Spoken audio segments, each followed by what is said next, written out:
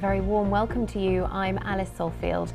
Last week in London, two 15-year-olds were killed within days of each other at the start of the school holidays, a time when evidence suggests young people are more vulnerable to violence and exploitation.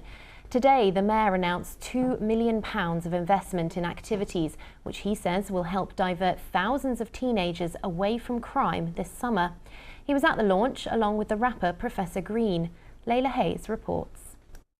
Well, we're here in Goodmays Park in Ilford, where there are many activities for children and young people running throughout the summer.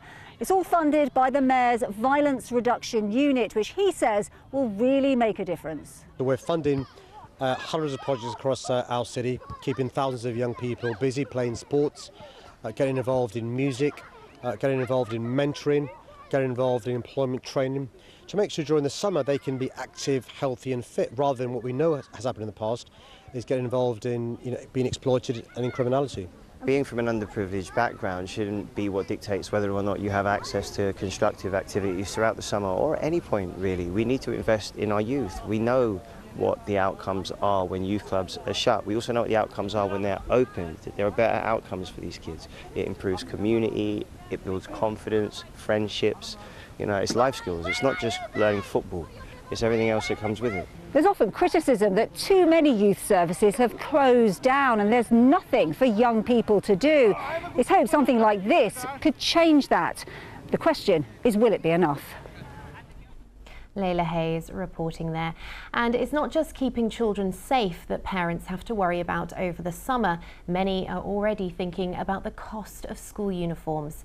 A recent survey by the Children's Society found well over half of parents in Greater London find the price of school uniforms prohibitive, despite a law to make them more affordable. Tolu Adeoye has been at a uniform exchange, which for the first time is opening for the whole holidays in a bid to help more families. School's barely out for the summer, but already some parents are thinking about the costs of kitting their children out in the correct uniforms for the new term. You can spend up to £200 if you've got 3 kids. Hayley arrived early at the Smile charity in Romford for its uniform exchange. For £4, families can take anything they need. I've got some cardigans, some skirts for my eldest and some shoes. I think it's brilliant, because this helps people that haven't got the money to do it. A recent survey by the Children's Society found well over half of parents with children in school in Greater London find the cost of uniforms prohibitive. That's despite legislative efforts to make them more affordable. Schools are already required by law to keep the use of branded uniforms to a minimum. They're supposed to avoid single supplier contracts, and they're also supposed to ensure that second-hand uniforms are available. But the Smile charity founder says this isn't always happening and families are still really struggling. We've had people queuing out here from sort of an hour before we open today, and it's been so busy. We can't imagine it's going to get any quiet anytime soon, which is brilliant, but there shouldn't be charities around like us. They shouldn't need to come to us to be able to afford to put their children into school. The new government plans to further help parents, promising to limit the number of branded items more specifically. For now, though, initiatives like this are making a world of a difference, giving parents one less thing to worry about paying for. Tolu Adeoye, BBC London. Well, as we've been hearing, it's been a very exciting morning at the Olympics, with Tom Daley and Londoner Noah Williams winning silver medals in the men's synchronised 10-metre platform diving.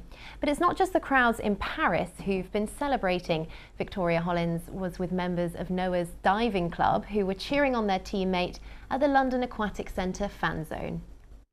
Written on the faces of fans in Stratford, hope, expectation, and then exhilaration.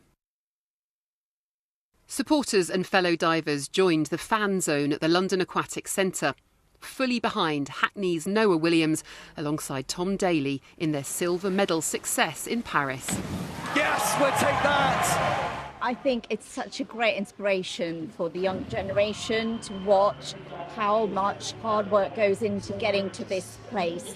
I'm inspired to be like them, and when I'm older, I'm hoping to go to the Olympics and be a platform diver. Ben Cutmore and Desham Bent Ashmeal both train with Noah Williams in the Aquatic Centre and know what today's win means. Truly, it's such a massive achievement, knowing as well both of them on a personal level and how much it really means to them. The silver medal is like above and beyond. I'm so happy for them. To watch Tom Daley achieve that medal at the London 2012 Olympics was inspiring for everybody. So then to go on to an Olympic Games and win a medal alongside your inspiration just must be so... Oh my goodness, I'm lost for words. Today's silver medal follows success for Londoner Scarlett Mew-Jensen and partner Yasmin Harper on Saturday, winning Team GB's first female diving medal in 64 years. For all the athletes, the London Olympics in 2012 were pivotal for their own careers, providing inspiration and facilities. Desham Bent Ashmill is aiming to compete at the Olympics in 2028 and has high hopes. Definitely get to the Olympics, but also be a role model to people of colour, especially because, like me coming into this sport, last year I was deemed the first black British diver to win a medal at a European Games. So yeah, just that, and just being that person that I saw on the television in diving. Victoria Hollins, BBC London. A huge congratulations to Noah and Tom there. Well, it's been a hot and sunny morning, so let's get the weather now with Corsa. Hello there, good afternoon. Well, this very warm spell of summery weather is set to continue over the next few days. And for the rest of this afternoon, it's dry out there. It's very warm, if not hot, and there's plenty in the way of sunshine. In fact, hardly a cloud in the sky for many of us. And temperatures this afternoon widely reaching the high 20s, maybe up to 29 or 30 Celsius in one or two spots.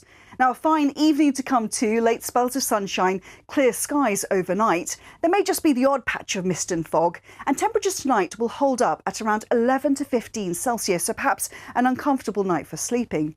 Now for tomorrow, we do it all again. Plenty of fine dry weather, lots of sunshine throughout the day, maybe just a little patchy cloud here and there. And temperatures tomorrow afternoon may be a degree or two higher. So we're looking at the widespread chance of high 20s, maybe up to 30, 31, even 32 Celsius is possible. Now, over the next few days, high pressure does remain nearby, but there is a chance we'll start to see some showers developing, perhaps on Wednesday, but a more widespread risk of thunderstorms on Thursday. Now, for this reason, the Met Office have already issued a yellow weather warning for the risk of thunderstorms across much of England. Do keep up to date for the details in the forecast, and it stays warm as well. That's all from the lunch team at BBC London. As always, there's plenty more on the BBC News app and on our website, including a lovely video about the carriage horse who helps disabled people enjoy riding. Now, though, it's back to John with the rest of the BBC News at 1. Bye-bye.